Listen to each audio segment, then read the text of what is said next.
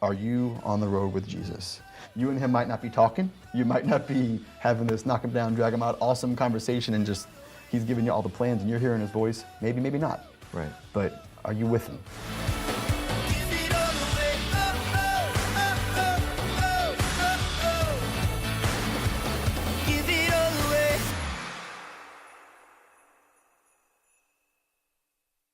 How do you, Timmy, how do you like prepare your heart? I mean, just because, you know, some people might say, well, I could never do what you do, you know, and I'm not sure what they mean by that. I don't know if you think that, like, do we think that you're a superhero, I'm a superhero? Like, you know, like, who do you think's running this and giving us the grace to do what we're doing? It's got to come from God. So it's not us, it's God.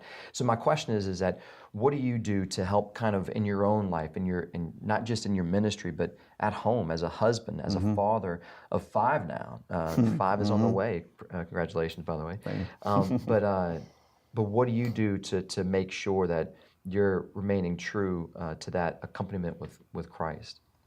I think there's almost endless answers to that, but the few kind of major things that I look at personally, just me. Yeah. I have a holy hour once a week. Yeah. Every Monday night, Tuesday morning, it's like 3 o'clock in the morning, right? So I know it's pretty much going to be only me there. Right. It's going to be quiet. Yeah. My life is not quiet. Yeah. So if I went during the day, it would be different. There'd be parking lot noise and doors open and close. Exactly. And it'd be 15 people in a tiny little room. Right. It'd be hot. No. It's 3 o'clock in the morning. Yeah. It's a quiet ride there, a quiet ride home on the ends, but I have that hour that's just slow down, stop, you know. Because I'll have my daily prayer and my weekly prayer things and devotions and all that kind of stuff. But a lot of times, the nature of my job and family life is that sometimes praying at 3 o'clock every day doesn't happen. You know, sometimes praying the rosary at 6 a.m. on the dot doesn't happen. It just depends on who's throwing up in my house or what the bishop has called me with today or whatever. So that changes. Yeah. The day dictates other things sometimes, but I have that almost untouchable time that weekly I'm going to be checking back in and I'm going to be talking to him. And I have an ongoing conversation with him that it has its daily pieces and parts, but that weekly time spent with his physical presence, talking to him, the rest of it does flow from there. Yeah. And flowing from that is going to be, the relationship with my wife, in just conversation and in prayer, and that looks different. We don't succeed at praying together perfectly every day or anything like that. We don't succeed at having a wonderfully intimate conversation every week. It just, again, depending on what life is throwing at us and what we're failing or succeeding at. But again, like that person entering on the road with the young person, we are on the road together. That's right. A wonderful couple that I worked with a number of years ago, when I was in college, actually.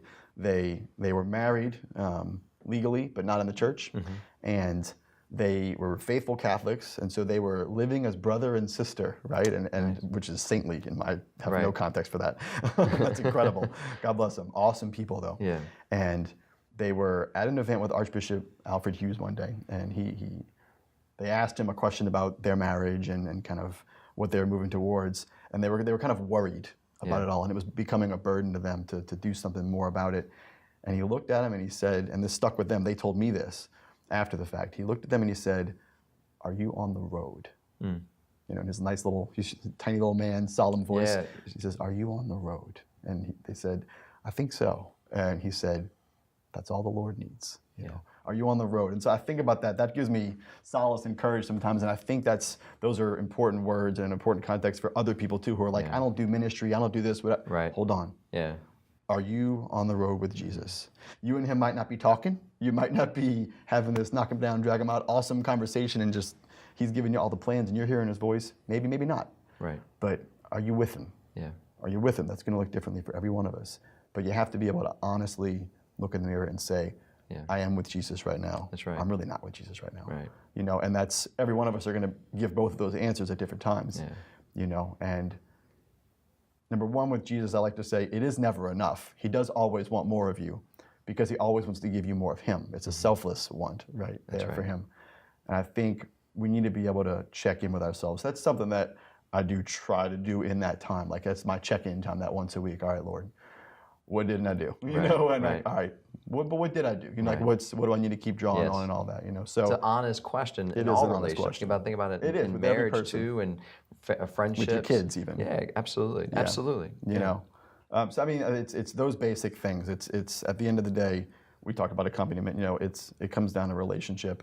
Am I in relationship with Christ and all that means? You know, and admitting when I fail at it. Am I in relationship with my spouse, and admitting when I fail at it as well, to her and to God. That's right. You know, and am I in relationship with my kids, or are the dishes more important right now? You know, whatever. Like, am I okay with just throwing that to the wind and rolling around on the floor with my son for a few minutes because he wants to wrestle? That's right. Whatever that means. You know, like, Right. even ministry for me is secondary to you know my marriage and my family, and so it's supporting that actually. You know, in our context. You know, so is it in the proper order? Is this at service of that? You That's know? right.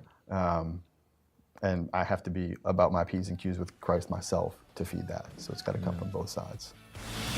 And if